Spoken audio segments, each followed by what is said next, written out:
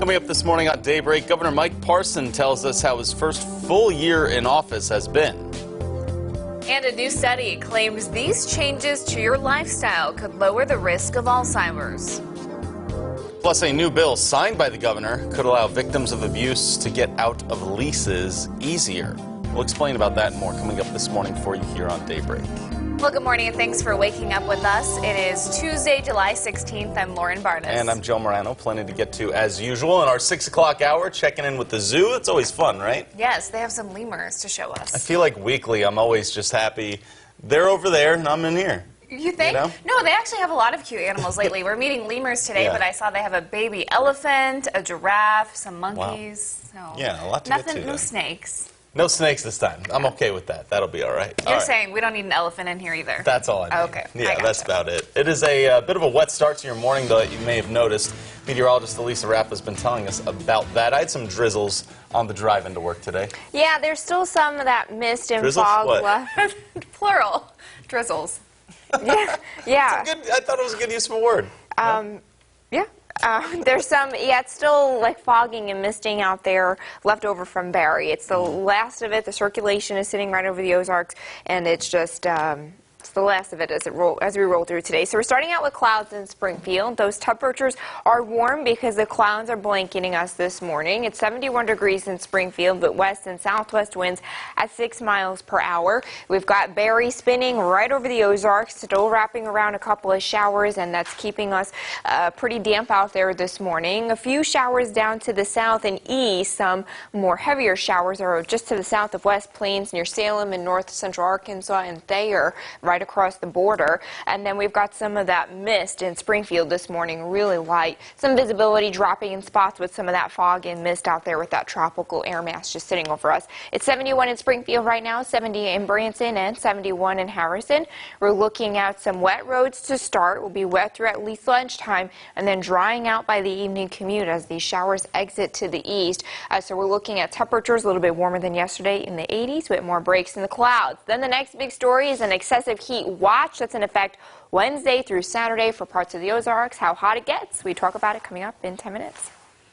All right, Elisa, thank you. We begin with your political coverage now, as last week Governor Mike Parson signed several pieces of legislation into law, making improvements to the Amber Alert system, protecting roadside workers, and progressing the criminal justice system. That's right. The 57th governor, though, has also just wrapped up his first year in office. Anna Zettel checked in with him yesterday to go over those highs and lows and joins us now in studio with an update.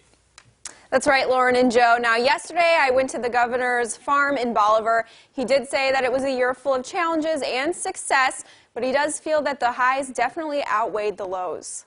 It's been 13 months since Mike Parson was sworn in as the 57th governor of Missouri. In that time, Parson has signed 9 executive orders, made 185 appointments, and worked to change criminal justice reform and workforce development. Those have been pieces that people have been working on for decades. One of the things I learned early on as being governor, that's what people want. That's what mom and dads want. That's what young people want. They want to finish that education and they want to go to work. Keeping a focus of people first, the governor believes he's been successful, and that goal will continue moving into his second year. But I know the success of that first year with everything else we had going on was remarkable for me. But the only way I was successful in that first year is because of all the support and all the people around the state that helped me. In 2018, legislators focused on the quality of bills rather than quantity. But you know, there was less bills passed last year than I can't remember the last time. So what we really did is we focused on doing the right things. And we tried to clean it up a little bit, which we did. And you got real meaningful legislation done. But no victories are met without obstacles, as drought, flooding, and natural disasters tore through the state, pushing the governor forward as the leader. It's for everything that's happened with the incidents, the Branson incidents, the shooting, the drought, the appointments, all the stuff that I had to do. At the end of the year, it was probably one of the most successful years that I have seen in Jefferson City. Parson was lieutenant governor, but got the top job when former Governor Eric Wrighton stepped aside. Parson says he leans on faith, the support of Missourians, and mentors to make decisions for the good of the state. One of the things that I haven't shared very much, but almost every governor in the state of Missouri called and wished me well, offered their services in any way that they could help, Democrat and Republican.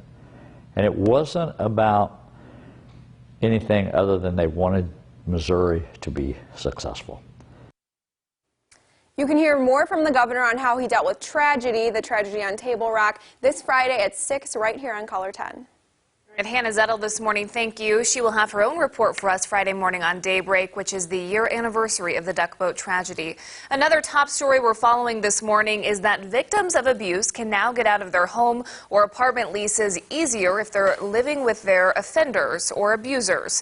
A bill recently signed by Governor Parson helps protect victims' rights. Since a lot of abuse victims are literally stuck living with their offenders, they can now get out of leases as long as they give proof to the landlord. Cheyenne Johnson with Harmony House gives some examples of the proof you can provide.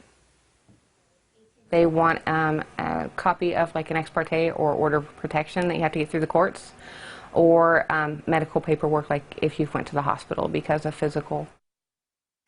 Now, if you don't have any of those records, Harmony House says they can try to help out as well. Some agencies will even accept their word as proof.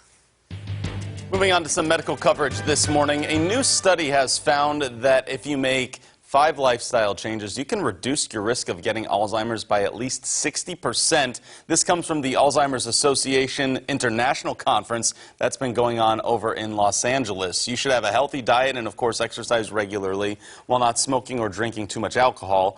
Activities like puzzles actually stimulate your mind and can help lower your chances of getting that disease as well.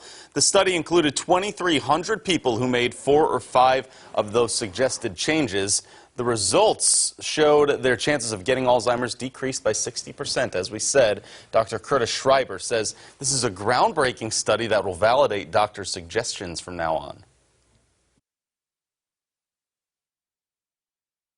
So this finding is very interesting now to have scientific information. A lot of these ideas have been out there. A lot of us that are involved in the field of memory or Alzheimer's disease have been making these recommendations to our patients for quite some time without scientific proof. This is the first big study, large study, that shows that people can reduce their risk of developing Alzheimer's disease by following those 5 basic principles. And he also says those folks in their 20s and 30s can actually get a jump on this now by practicing those healthy lifestyles, because the earlier you start those principles, the greater the effect that they'll have.